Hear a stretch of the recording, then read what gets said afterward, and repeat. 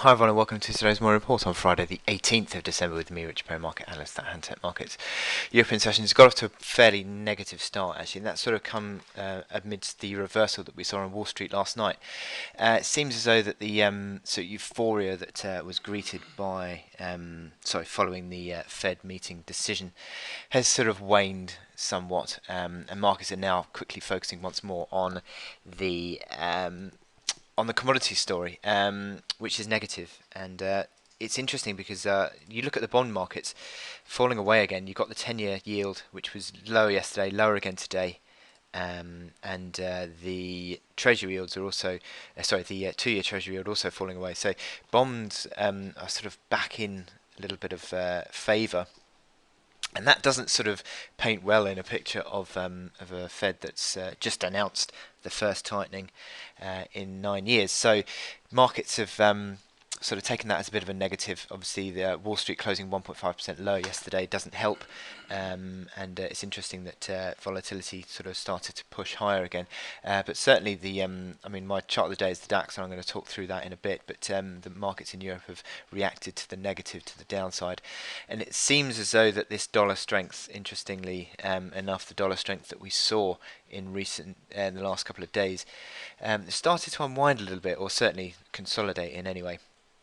So I'll talk through the forex charts, and we can take a little bit of a closer look at that in a minute. But the markets, as I said today, are sort of on forex side, sort of retracing some of those post-Fed gains, and not only that, you've got the yen strengthening as well. Now, there's been a lot of chop around the yen.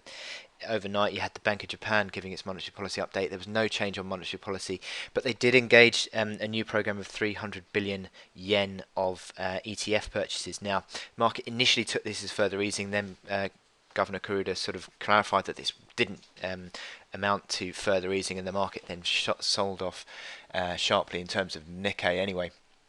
Dollar yen sharply lower as the yen strengthened, so that has had a big impact on the chart. The dollar yen is now just over a percent lower on the day. In terms of what we've got to look forward to today, well, not a great deal actually. You've got the Canadian CPI at 130. It's forecast to actually pick up to 1.5%, so that would be the highest of 2015, which is interesting.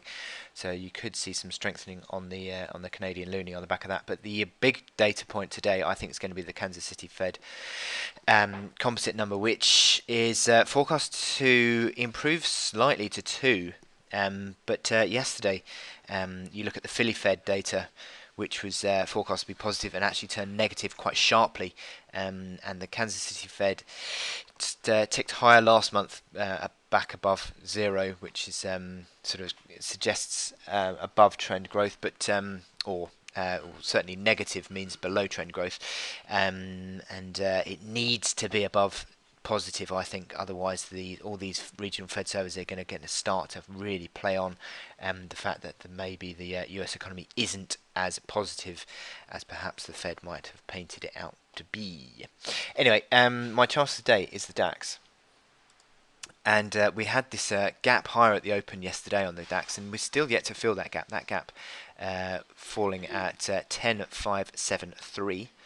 So that gap is still yet to be filled. So that gives me a little bit of concern initially. Look at also the other negative factors, the other concerning factors being this move higher yesterday pretty much hit that 38.2% fib level at 10,850. That traded high at 10,830 and fell away, which is interesting. And also the 21-day moving average, again for the third time in sort of 3 attempts really, has become a key turning point for the DAX.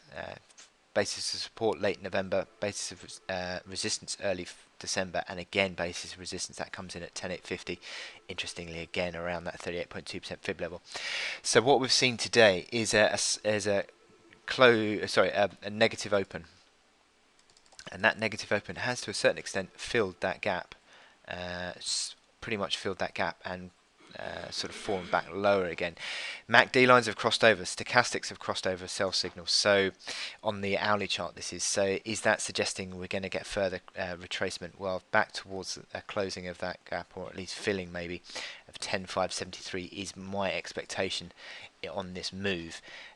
Quite how the market reacts at that point remains to be seen, but certainly this gap is still open, and I think that the euphoria that we got yesterday on the DAX still needs to unwind a certain extent. You've got the RSI and the hourly, on the daily chart, which only has unwound to 50, and then that's to a certain extent could be just unwinding that oversold momentum and renewing the downside potential. So that is the concern I think you would have with this move. Treatment of that gap I think is important today.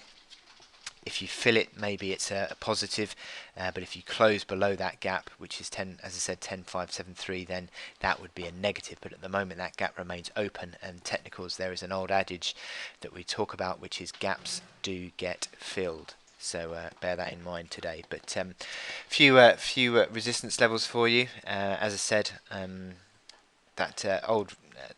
well, obviously today's traded higher 10,699, and then above that you're looking at this sort of 10,830 level, which is yesterday's reaction high. So I wish you good luck in your trading today on the DAX, and I'll speak to you later. Thank you.